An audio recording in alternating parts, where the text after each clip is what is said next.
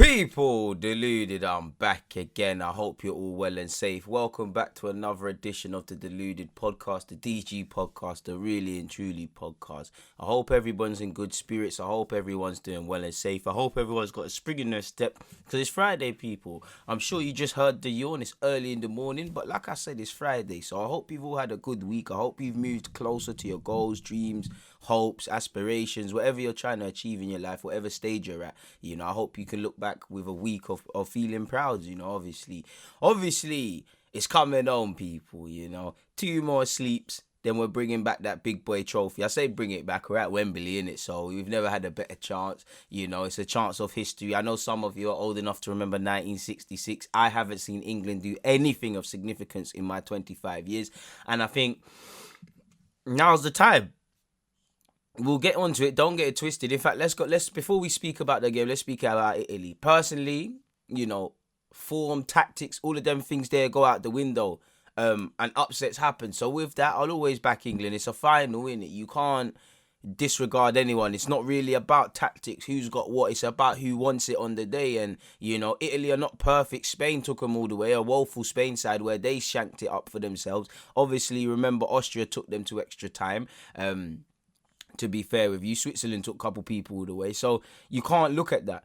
I think Italy would just have too much for us because, big up England and them things there, and the fans will make their noise felt. But if there's anyone who doesn't care about fan noise and all of that, it's the Italians. Not that the Italians are not going to have their own fans in there. And I'd say one Italian counts for 10. You know how passionate them man are. I'm blessed to have a lot of multicultural friends. I've got Italian friends. He actually said time ago, if we play England in the final, he thinks we lose. But I don't know about that. He in a form of footballing sense, he hates England. They look at us as being super arrogant, and when you see the lasers with Kasper Schmeichel, the way we're carrying on, you can't disagree with it, really. You hear how the Germans were speaking about us pre-game, the Croatians, the Scottish. It's England versus the rest of the world. Maybe even me saying that is arrogance because, we might just be inventing these chips on our shoulders, but we all know people want to humble England. They don't get that it's coming home. We're very pessimistic. Big up Southgate, and I have to say sorry about ever criticizing him because he showed me levels, but nobody expected Southgate to be here. We were just saying it's coming home, and somehow we found ourselves in the final. You get there on merit, we've earned it, but let's be real, we ain't played amazing. There ain't a system of playing. We're just freestyling. There's 1-2 bits of individual brilliance. We're doing the Arsenal thing, and we found ourselves in the final. I'm not going to care, certainly not going to care if we win it, but let's keep it true. Every game we're talking about that central midfield pairing is Buki. Obviously, commiserations to Denmark because they fought to the end. I actually applaud them because in the second half, even in the towards the end of the first, they ran out of gas. At one point, it was just Schmeichel versus us, and they held it up. Schmeichel even saved the pen, and then obviously Kane tapped in the rebound. They worked very hard. It just wasn't their day, and unlike us, Denmark have a system. We don't have none of that. I don't care because we're in the final, but we ain't got no system. We ain't got anything. Now, when you look at the Italians, they've got that in abundance. I just feel it will come down to experience in it, and I just feel Italy's squad is at a healthier cycle than ours. You've got the now or never guys, the Bonucci's, the Chiellinis, these guys that are not going to be here in 5 or so years, people. So it's now or never. You've got the young guys at the right ages, the Chiesas and them sort of guys there. You've got a perfect midfield. Everything's right. The Italians, obviously, they've conceded they're not keeping clean sheets anymore, but they have a good record in terms of defending. They're one of the most, clinical goal scorers in this competition. The manager, Mancini, if it gets to that, I think there's this confidence about them because they've been preparing for this moment for time, people. I just think they're going to be a formidable opponent. So from a footballing point of view, I can't lie to you. I can't really look for a reason for England. But that being said, that's with looking at it without the whole, football coach hat on. Anything can happen. It's a final, relish it. It's the biggest game a lot of you will play in your careers, and that's actually one thing I think with the Italians, they'll handle that better, because if we go back to the game we just won, obviously, against Denmark, let's be real, the occasion did look a bit like it overruled a couple man. The whole team really. The first 5 minutes we was on the Spain thing. We looked like we was gonna concede, and then we had Denmark in our back pocket. We didn't capitalize on that. We went a goal behind. Unnecessary foul from Luke Shaw to give away. Poor positioning I felt from Pickford for that free kick. But listen, I'm not gonna blame Pickford. I think he was woeful, but that's a fantastic free kick. Calling it fantastic is not doing it enough justice. And I actually think people personally, that's a goal of the goal of tournament contender. He's unlucky. You've seen Schick score. Apart from the Schick goal, it's up there with Pogba's long range yard. Thorgan Hazard's against Portugal. There's been a couple others and whatnot. People, Yarmolenko done a mad thing. There's been a couple of them. Do you get it? But yeah, it was unnecessary. And on another day, it could have been mad. I think the occasion got too bad, got a bit too much. Pickford seemed overruled. Bukayo Saka obviously technically got an assist, but it's not an assist. He looked a bit overruled by the situation. And this isn't a criticism. Man's 19. It's the biggest game. It's not like club football, where you're in an echo chamber, whether you play for Arsenal, Liverpool, Leeds, whatever, whether you win, lose or draw. When you leave the ground or the next day, you still hear about it, obviously, but it's kind of quieted down.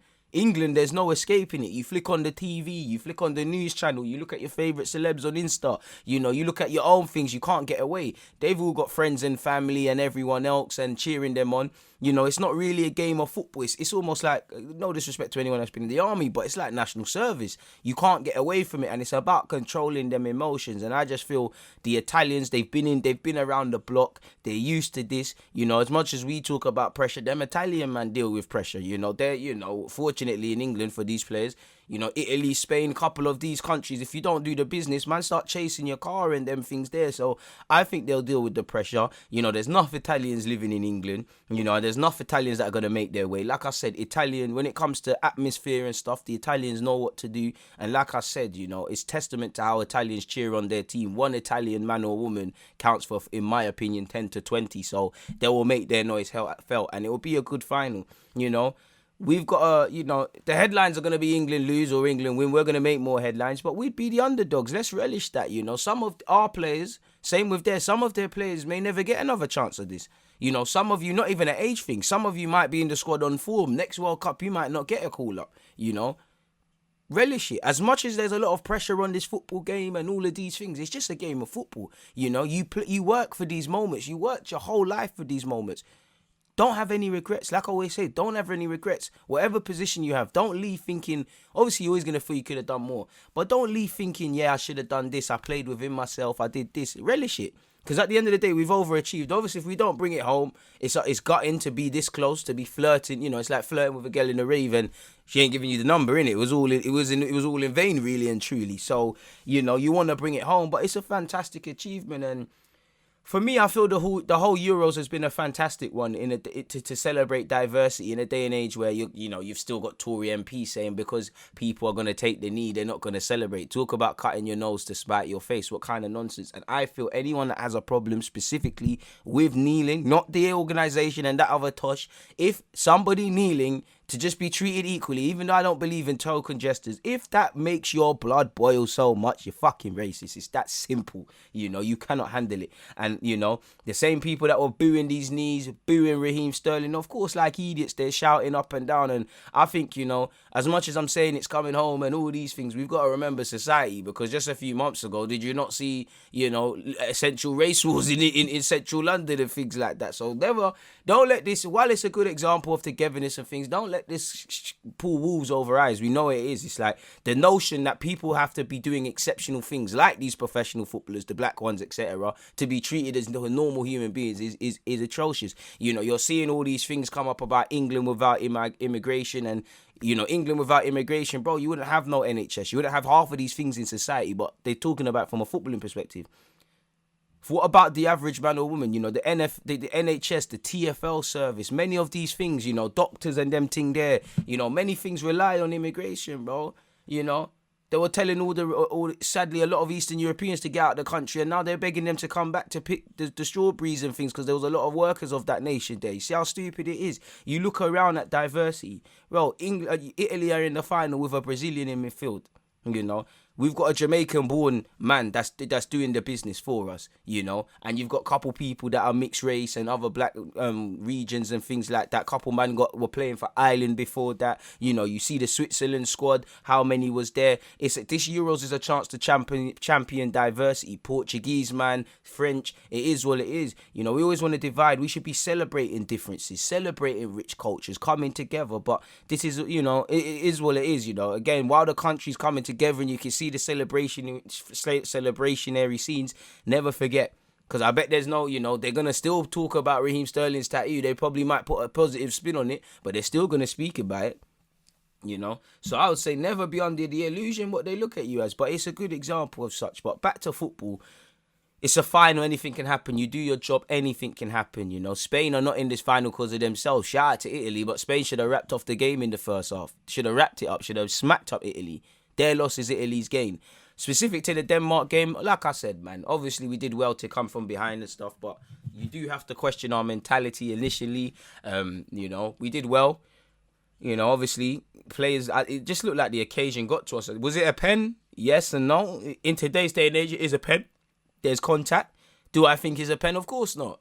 It's an absolute soft penalty, a joke of a pen, you know. And for them defenders in today's society, you should know. Even Lovren, remember Lovren against Croatia? Like, he's not even looking and he's been given a pen. You can't defend. You know, defending is being rubbed out. You know, between the first thing a centre half has to do is be able to be good with his feet. You can't. There's no advantage to the defenders. Like, for me, common sense would tell you, Raheem Sterling's looking for it. Like, I love Sterling, but he's looking for it. Even look at the goal he scored. The own goal's been tapped in by their captain. Raheem Sterling's diving. Go and look at it. Raheem Sterling is acting like he's been fouled in the build-up. You know, it's not just him who does it, bro. Bare other man from foreign countries do it. Bare man in the Premier League do it. You know, for me, from a logical point of view, he's chasing his first touch. He's running into nowhere. It's not a pen. He's looking for it. Then defenders should move out the way because they know there's going to be no advantage. There is contact. Not every contact is a pen, but at the same time, a soft penalty is a penalty. You know, by the law of the game, it is soft. And we did have to rely on that because what other goal did we rely on? But yeah, man, we did what we needed to do. We got over the line, really and truly. For me, in the final, I think Henderson has to come in place of Declan Rice or Phillips. I would have said Declan Rice in previous games, but I think, you know, I actually think that was the worst I saw Calvin Phillips play. He was just getting spun in midfield. And I just think Henderson gives you what they can give, and he wants to pass the ball. You saw how deep Kane's dropping. Kane's basically being a 10. Maguire stepping into midfield. And then the other man can't get onto the ball because our midfield don't want it. They're in areas that they don't want to receive the ball. It's quite poor, man. You know, we can't. If we win the cup, we win the cup in it, but it's dead, man. It's absolutely dead. So yeah, we did our job, man. I'm not gonna lie, we did our job. We got through. Shout out to Gareth Southgate. You know, we did our job. We prepared, and now it's time for the hardest game of these lot's career, and it's just about managing your emotions. And I would hope they can, because you got a lot of players there who have played in finals, been at cups with high expectations and the rest of it. You know, so they should be able to cope with it, like the Italians have. I'm not too sure. I don't think he's going to change anything. Grealish would always start for me. Henderson would come in for me. Mount would play in the pivot if he can't play. I've not really been in. I like Mount, innit? Mount presses, but I don't think Mount's given us enough. I think Foden looked good in that off the bench. Grealish was a bit meaty. I don't think he deserved to be taken off though. If you was to ask me who I think is going to start, I don't think Bukayo Saka is going to start at right wing. I think he's going to look to inject either Sterling over to that right hand side, and then Rashford come in, or maybe even Rashford on the right, even though that's predictable. Jadon Sancho, obviously. Saka could start, of course, but I kind of agree with Gary Neville. I just don't think he's going to start, man. I just don't think he's going to start. And there's nothing wrong with that, you know. It's a squad game, you know. Everybody's played, even if whoever wins, everyone's played their part. You know, we only see the surface in cup football, international cup football. We only see the starting 11, the subs, and winning. Them man, they are together for hours. It's down to the two second choice keepers to push the first choice. You know, the bench players to keep the morale high, to keep people going. You know, everyone's got a point to play. I know there's. You know, I can't even lie. Has Ben White even been in a Euro squad, official matchday squad? I don't think so. But it's about keeping the spirits high. Everybody's part of it. Obviously, you want to play. And for me, if I'm not starting in the final, you know, it's like I never played. That's how I was in Sunday League. If I never started a game, it didn't feel like I was a part of it. I was still cheering that, but I felt like being sick. Everyone's got a part to play. And I don't think nobody typifies that better than the Italians, actually, if I'm completely honest with you, because you just see bare man with good suits on, there's a quiet confidence about them Italians, like you saw with the penalties with Chiellini, man, the way Chiellini was treating Alba. So it's going to be an interesting one indeed, folks, man. Hopefully we can get over the line. It'll be fantastic for the country for a week or so, and then we're going to get back to things. You even seeing what's her face, what's her flying face. Miss Patel, the Tory, talking about bring it home. Bro, you would have deported Raheem Sterling. If Raheem Sterling was a TFL worker, you would have, or someone else, you would have deported him. Shut up, man. What are you on about? And I do think it's quite funny seeing MPs actually act like they give a crap about football. It's absolutely atrocious. And you saw the scenes in London just from getting to a semi-final. Man are surfing off double-decker buses and carrying on mad. So imagine if we win it, man. No wonder Boris Johnson allegedly said there might be an emergency bank holiday, which let's see what's going on in that regards. So yeah, man, it is what it is. There isn't too much to really speak about from that perspective. But what else was I going to speak about? Moving away from that, hopefully we do the job. Be keen to see what would my player of the tournament be. Pedri wouldn't win it, but he'd get a shout. Again, I'd have to think, man. He'd be in my team of the tournament. But if we move on to other news, folks, people, other than the Euros and potentially bringing it home, there's some rather disturbing stuff, man. Like, obviously, we have to speak about everything. I'm just trying to bring it up away from that, people. But before we get into that, Diego Simeone has extended his deal at Atletico as their head coach. He will remain in charge until June 2024. A couple of his backroom staff, including Oscar Ortega, Pablo Vasilion, and Nelson Navas, and Hernan Bovini, have all signed 3-year deals. Sounds like a mob, innit, but they might be onto you still. So yeah, that's all I wanted to speak about. Again, Sergio Ramos has joined PSG as well. I'm actually trying to find the screenshot, people. It's quite disturbing, man, really and truly. Again, I'm not with the innocent. There's certain things I believe in innocent until proven guilty in it. So I want to be wary of things I want to say. But I was reading The Athletic, people. And again, I should really, one sec, I should really get Google up and see if there's anything else as well, people. But it's quite disturbing, especially people like this that abuse their position. Allegedly, Celtic striker Leigh Griffiths has been sent home from the club's pre-season training camp in Wales as Police Scotland investigate claims he sent inappropriate messages to an underage girl.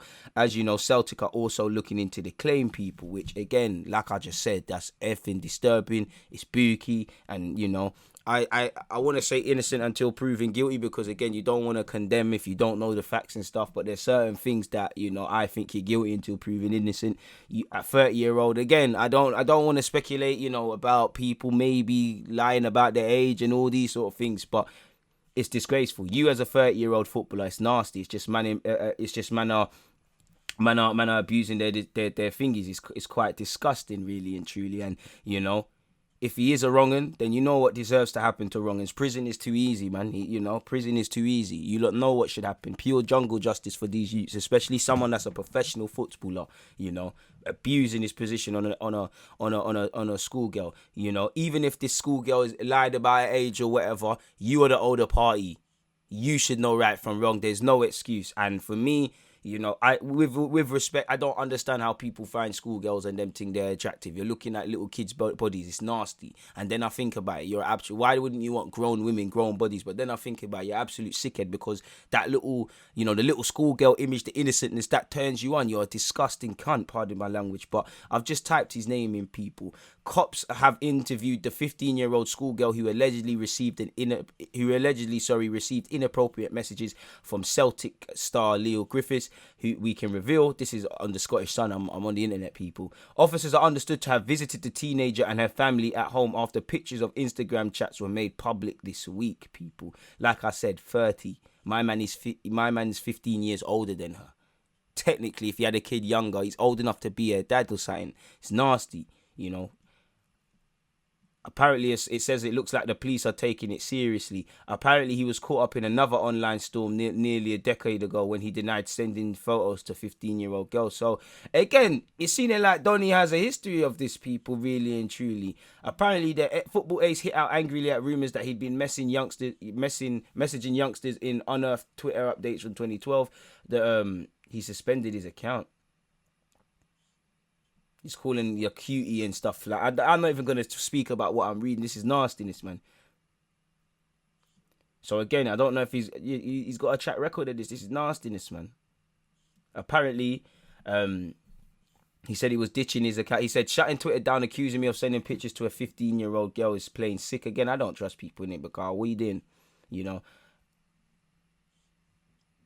If this is just absolutely disgusting, bro. You're a grown man full of this, bro. Like, nasty. I don't even want to talk about none of these things, man. Like, if he's guilty, bro, prison and death is too easy for them dons there. I always say, for these dons that do these sort of things, honestly, you should get smacked up, absolutely punched the hell up. Then, slapped on the wing. You get a chain attached to your ankle. Every day, you're getting enough food just to keep you alive. Every day, no matter what weather, there's a big boulder in the middle of a gym or something, or exercise yards. You get a hammer, which is really not good enough to do the job. And your job is just to smack that thing into smaller bricks, and literally make them do it until their backs break and their knees ache and they're begging you to die, and then saying get out there again. Because death is too easy for these guys, even though that should be it, man.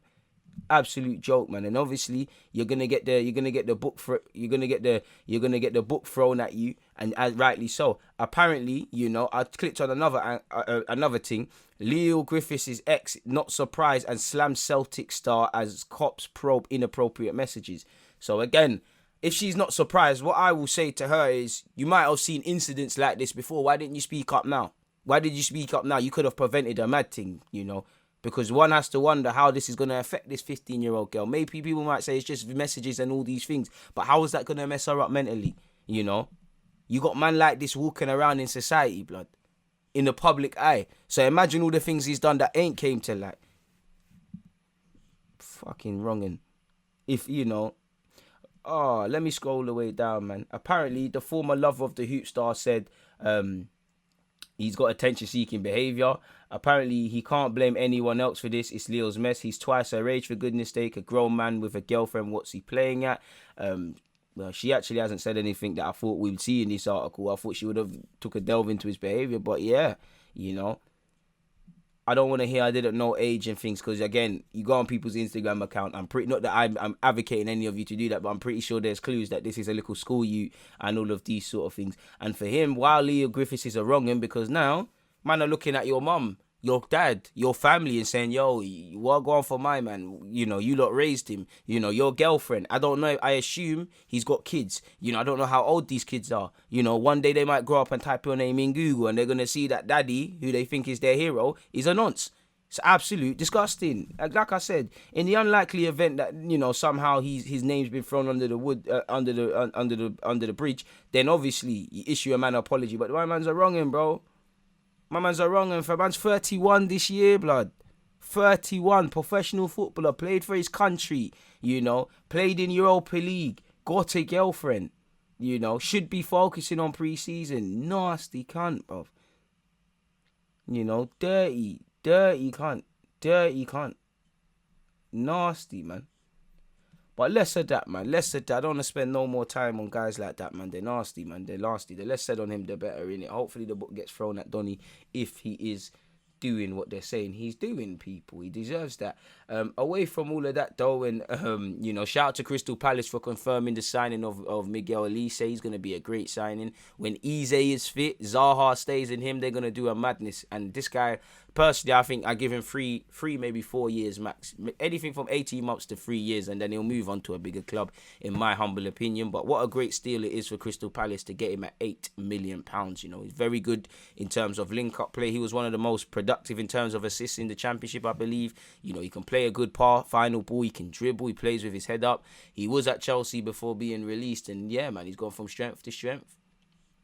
If we look at Jose Mourinho, he's been in great form at Roma, people. Jose Mourinho defended his recent track record in the Premier League after being officially unveiled as Roma head coach on Thursday afternoon. The Portuguese manager signed a 3-year deal with the Italian club, making a return to Italy, as you know. He said, at my last 3 clubs, I won the Premier League with Chelsea, I won 3 cups with Manchester United, I made it to the league final with Tottenham, we finished 12th that year before, and then we came 6th and qualified for the Europa League. What is considered a disaster for me is something that other coaches have never achieved in their lifetime. It's crazy. This guy kills me, man. I love it. He said there's a fantastic bond between Rome and the city and brings a lot of responsibility with it, and I feel that, but pardon me, but we are not on holiday, we are here to work. The next challenge is always the most important. This is the next challenge, so it is the most important. We're not going to change things when we are not yet aware of everything we have within the group. It's very important to get to know them. Moving away from that, Pep Guardiola says Manchester City are being priced out of a move to sign a replacement striker for Sergio Aguero. Allegedly, we already know they've made a £100 million bid for Tottenham's Harry Kane, who's allegedly told, Spurs he wants to leave, and he's got City, United and Chelsea allegedly interested. Pep said, at the prices quoted, we're not going to buy any strikers. It's impossible. We cannot afford it. All the clubs are struggling financially. We are not an exception. We have Gab Jesus and Ferran Torres who have been incredible in this position. We have young players in the academy, and we played many times with a false 9. There's more a chance we're not going to buy a striker for next season. We'll do whatever we can in the transfer window, and if we can't, we still have the squad that has won the league 3 times in 4 years and reached the Champions League final. That's interesting, people. So yeah, it is what it is in that regards, really. Should we, to end this, should I type in BBC and see what transfer speculation and all them things they're speaking about in the papers, people? Apparently, Fury versus Wilder's due to a COVID outbreak's been suspended. So my boxing fans, them. We're not gonna see that. We're not gonna see that one there kick off for a next. I don't even know, but yeah. Apparently, Liverpool have made an approach for Wolves in Spain winger Adama Traore. I don't think he's worth that. Bellerin wants to quit Arsenal. We want to quit you too, Bellerin. Apparently, Inter Milan are interested in him as well. Let's see what's going on there. Allegedly, Sergio Ramos had an offer from Arsenal. They're using our name for clout. Liverpool are preparing a 35 million bid for Atletico midfielder and Spain midfielder Saul Niguez. Apparently, Leicester, AC Milan and former club Inter Milan have expressed an interest in signing Brazilian forward Philippe Coutinho. Everton will only listen to permanent offers for Moise Kean. West Ham face competition for Roma goalkeeper Robin Olsen with Atletico and Leo Keane. PSG believe they can land Pogba for a cut price 50 million as they plot a raid for the 28-year-old. Louis van Gaal is expected to take control from Frank de Boer as Netherlands gaffer. Apparently, Olivier Giroud is on the verge of joining AC Milan on a 2-year deal, which is quite crazy. Tadish Chong of Manchester United is close to joining Birmingham on a season-long loan. The 21-year-old. Danilo's revealed he would like Gab Jesus to join him at Juventus. Mikkel Damsgaard is set to become a Premier League player next season, with the Denmark Stars agent in talks with a number of English football clubs. Apparently, Leeds, Leicester and Tottenham are interested in him. Rafael Benitez is keen on signing France and Barcelona defender Lynette from Barca, obviously. Apparently, Klopp has told Anfield bosses he wants Kingsley Coleman. Boy, that's a mad thing. Apparently, they're also looking at Daniel Marlin of PSV. Apparently, Bielsa wants to sign Ryan Kent from Rangers, and Leeds are trying to sign Lyon and Ivory Coast player Maxwell Cornet from Lyon, people. So that's that in relation to any transfer speculation. Like I said, there actually isn't that much to talk about, man. Hopefully the Euros, comes home. Hopefully Monday morning we're sitting here and we're speaking from a position of joy and all of them things there, but may the best man win. And like I said, man, regardless, I never thought I would be ending this tournament or even going into it a fan of Gareth Southgate. I fully am a fan of yours. Don't get twisted, the football is still atrocious. What was that? Don't know what that was. But yeah, the football is still atrocious. There's still a lot of question marks, but at the end of the day, it's a results business and we're getting results in it. So I can't really complain, people. So yeah, man, it's a short but sweet podcast as it always is. I'm very appreciative of all the support I get on the Deluded podcast, the DG podcast, the Really and Truly podcast, better yet, the People's podcast. You lot make this for what it is. If you haven't checked out the rest of my content, I'll probably be doing a watch along on Sunday. So make sure, whatever, half an hour from kickoff, make sure you're having a look on my YouTube account and you'll see a watch along where I'll be doing live commentary and that. Make sure you have a Butchers. Make sure you have a roam around all my other content. I'm sure you haven't seen all my YouTube content. Please make sure you're following across all socials. DeludedGuna04. Twitch is DeludedGuna187. Make sure you're checking out and you continue to check out the DG merchandise. Link is in the description of this podcast. Or yeah, man, it is what it is. The hoodies, water bottles, t-shirts, the rest of it. And one love to everyone who's got their things so far. On that note, though, I'm going to keep it moving, people. Like I said, short but sweet, sweet but short. Good things have to end sometime.